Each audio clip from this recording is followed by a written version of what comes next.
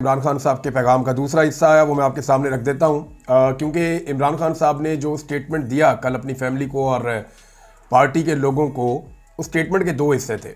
एक हिस्सा जो है वो इंडिया और मोदी से मुताल्लिक था, वो पहले पब्लिक हो गया, आपके सामने मौजूद है। दूसरा हिस्सा जो है पाकिस्तान के इंटरनल मामलात के हवाले से है। अब ये हिस्सा आया इमरान खान साहब की अपने एक्स अकाउंट के ऊपर पोस्ट हुआ है। यहाँ इमरान खान साहब कहते हैं कि पाकिस्तानी कौम को बैरूनी और अंदरूनी दोनों तरह के चैलेंजेस का सामना है। 26वीं आईनी तरमीम ने हमारे इंसाफ के निज़ाम का जनाजा निकाल दिया है और मुल्क में इस वक्त मुकम्मल डिक्टेटरशिप में जा चुका है। सिविलियंस का मिलिट्री ट्रायल कानूनी करार देना इसी तरमीम का नतीजा है। ईवानों में इस तरमीम के हक में वोट देने वाले तो सिर्फ कठपुतली थे और अहकामात की पासदारी कर रहे थे। दुनिया की किसी जमहूरियत में अपने शहरियों के साथ ऐसा मजाक नहीं होता कि उन्हें एहतजाज करने पर मिलिट्री कोर्ट्स के हवाले कर दिया जाए। इस तरह के फैसलों से पाकिस्तान की जग हंसाई होती है। 9 मई के वाकयात में अपने बच्चों को सजाएं देने की बजाय तवज्जो हिंदुस्तान समेत दीगर अंदरूनी और बैरूनी मसाइल पर मरकूज होनी चाहिए। ये वक्त नौजवानों को मुत्तहिद करने का है। जिन नौजवानों को मिलिट्री कोर्ट से 10-10 साल की सजाएं दिलवाई गई हैं, उनका जुर्म सिर्फ एहतजाज करना है। बार बार कहता हूं कि 9 मई की सीसीटीवी फुटेज निकलवाई जाए ताकि मालूम हो सके कि असल मुजरिमान कौन है और सजाएं किन को मिलनी चाहिए। यूं किसी आर्मी ऑफिसर के कहने पर कौम के नौजवानों के मुस्तकबिल को बर्बाद करना जुल्म है। 26वीं आईनी तरमीम का दूसरा नतीजा यह है कि जजेस अब सिर्फ एक सरकारी मुलाजिम की हैसियत रखते हैं और कोई आज़ादाना फैसला नहीं ले सकते। जजेस को एक फर्द वाहिद सब फैसले लिख कर देता है, जो कि निज़ाम इंसाफ की मौत है। मेरे खिलाफ झूठे और बोगस मुकदमात इसीलिए चल रहे हैं क्योंकि अदलिया आज़ाद नहीं है। अलकादर ट्रस्ट केस समेत मेरे खिलाफ बनाए गए तमाम केसेस बोगस हैं। इसलिए मर्जी के जजेस लाने के बावजूद मेरी अपीलें मुसलसल इल्तवा का शिकार हैं या इल्तवा में रखी जा रही हैं। जिस दिन मेरे मुकदमात मेरिट पर सुने गए, सब मुकदमात का खात्मा हो जाएगा। मेरा तमाम पार्टी ओहदेदारान के लिए वाज़ेह पैगाम है कि वो तहरीक चलाने पर अपनी तवज्जो मरकूज रखे। मेरी पहली तरजीह तहरीक और पार्टी की तंजीम नौ है। अब आप गौर करें कि इमरान खान साहब को अब भी उम्मीद जो है वो पाकिस्तान की आवाम से है। वो बार बार अपनी पार्टी के ओहदेदारों को एक ही बात करते हैं, क्योंकि वो ये जानते हैं कि फैसला सड़कों पे होगा। अभी भी उन्हें यही लगता है। यानी मौजूदा हालात में कुछ थोड़ी सी सिचुएशन तब्दील हुई, यानी इमरान खान साहब की मुलाकात उनकी बहनों से करवा दी गई। जो कुछ लोग गिरफ्तार किए गए थे पंजाब से, उन्हें फौरी तौर पे छोड़ दिया गया। जो रैली निकाल रहे थे पाकिस्तान जिंदाबाद रैली, यानी जैसे ही वो अदालतों में जाते हैं वो छूट जाते हैं। पहले की तरह उन्हें रगड़ा नहीं लगाया जा रहा। लेकिन सनम जावेद अभी भी अंदर है, यास्मीन राशिद साहबा अभी भी अंदर है, और सुनने में आ रहा है कि यास्मीन राशिद साहबा जो है वो अब जल्दी उनकी रिहाई हो जाएगी, बाकी लोगों की भी रिहाई हो जाएगी, क्योंकि निज़ाम भी थक गया ना नाइंसाफ़ी कर करके। तो इमरान खान साहब अपने हवाले से बड़े क्लियर हैं और अपने मिशन के हवाले से बड़े क्लियर हैं। वो ये कहते हैं, मैं तमाम पार्टी ओहदेदारान के लिए वाज़ेह पैगाम दे रहा हूं कि वो तहरीक चलाने पर अपनी तवज्जो मरकूज रखें। सारी तवज्जो तहरीक पे डालो। मेरी पहली तरजीह तहरीक और पार्टी की तंजीम नौ है। जुनेद अकबर पर मुझे पूरा एतमाद है। अगर वो तंजीमी जिम्मेदारियों पर फोकस रखने के साथ पब्लिक अकाउंट्स कमेटी भी चला सकते हैं तो ये अच्छी बात है। यानी अगर दोनों काम कर सकते हैं तो कर लें। लेकिन फोकस इमरान खान साहब ने कहा कि मेरी तरजीह यह है कि तहरीक चले और तंजीम साजी पार्टी की बेहतर हो। ये जनाब इमरान खान साहब की अहले खाना से और वकला से मुलाकात हुई और मुल्क में जारी लाकानूनियत और फस्तायत पर उन्होंने जो गुफ्तगू की वो ये वाली थी। तो ये जनाब इमरान खान साहब का स्टेटमेंट आपके पास आ गया। अब देखें आप, इमरान खान साहब के बच्चों ने जो इंटरव्यू दिया वो कल से लेकर अब तक पूरी दुनिया में वायरल है। एक तो उनका इंटरव्यू अंग्रेजी में था, जिसकी वजह से वो इंटरनेशनली भी सुना जा रहा है, देखा जा रहा है, तो उसकी व्यूअरशिप बहुत ज़्यादा बढ़ गई है। अब सिर्फ चंद प्लेटफॉर्म्स के ऊपर वो 2 करोड़ से ज़ायद व्यूअरशिप ले चुका है, जबकि लगातार लोग उसे देख रहे हैं।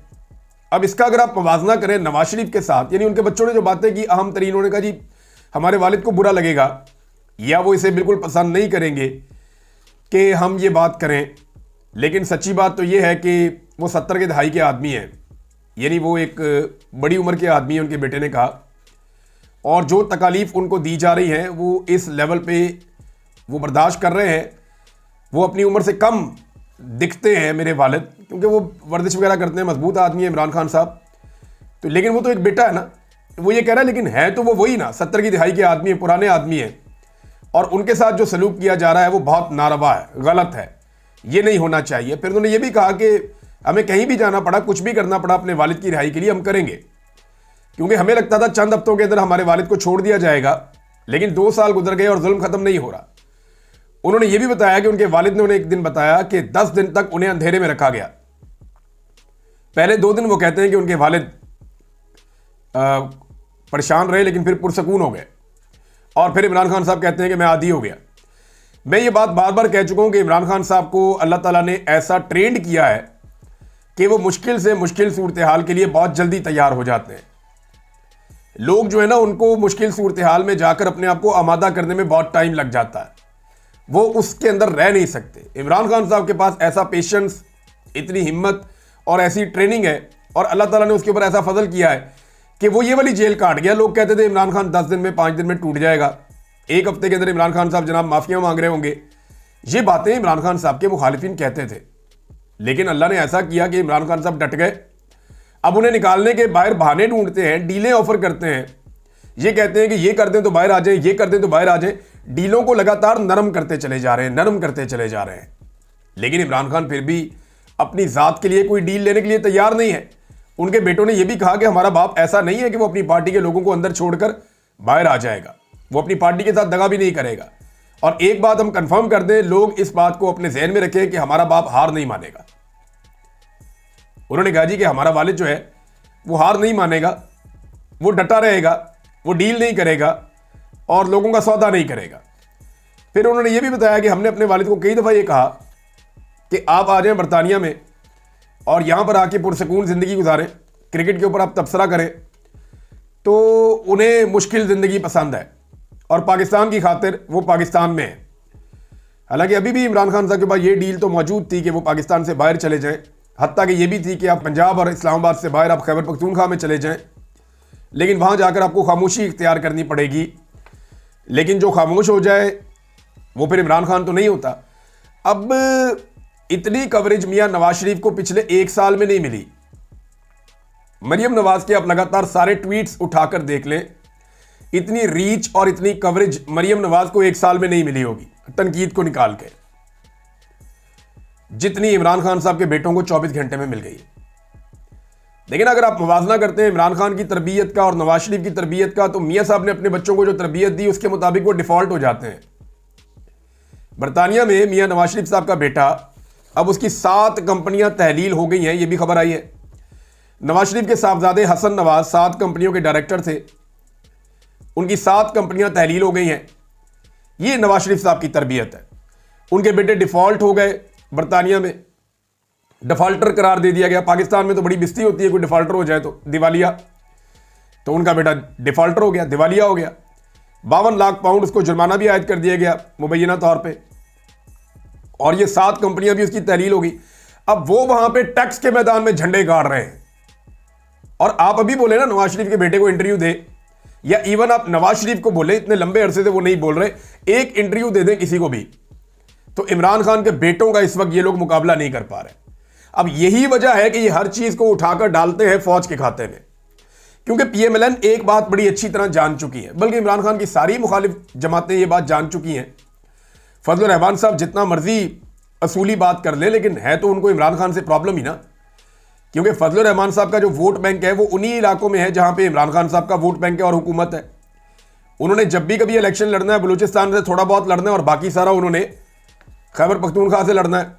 खैबर पख्तूनख्वा में इमरान खान साहब की मकबूलियत इतनी बढ़ती चली जा रही है कि फजलुर रहमान साहब, अब या तो इमरान खान साहब उन्हें सीटें दे देना कि जनाब मैं 10 सीटें आपको दे रहा हूं, ये वाली आपको दे रहा हूं, सुबाई आपको दे रहा हूं, या तो ये कर दें तो फजलुर रहमान साहब साथ खड़े हो जाएंगे। और अगर इमरान खान साहब ये नहीं करेंगे तो फिर फजलुर रहमान साहब के लिए बड़ी प्रॉब्लम है, क्योंकि यहीं पे इमरान खान साहब की मुखालफत उन्हें करनी पड़ेगी। उस वक्त का इंतजार करना पड़ेगा जब इमरान खान साहब की मकबूलियत कम हो जाए, तब वो इलेक्शन में जाना उनको पसंद करेंगे। अभी वो इलेक्शन में जाना भी पसंद नहीं करेंगे, चाहे पिछला इलेक्शन जितना मर्जी खराब हुआ हो। फजलुर रहमान साहब की बातों से इस चीज का अंदाजा भी हो जाता है।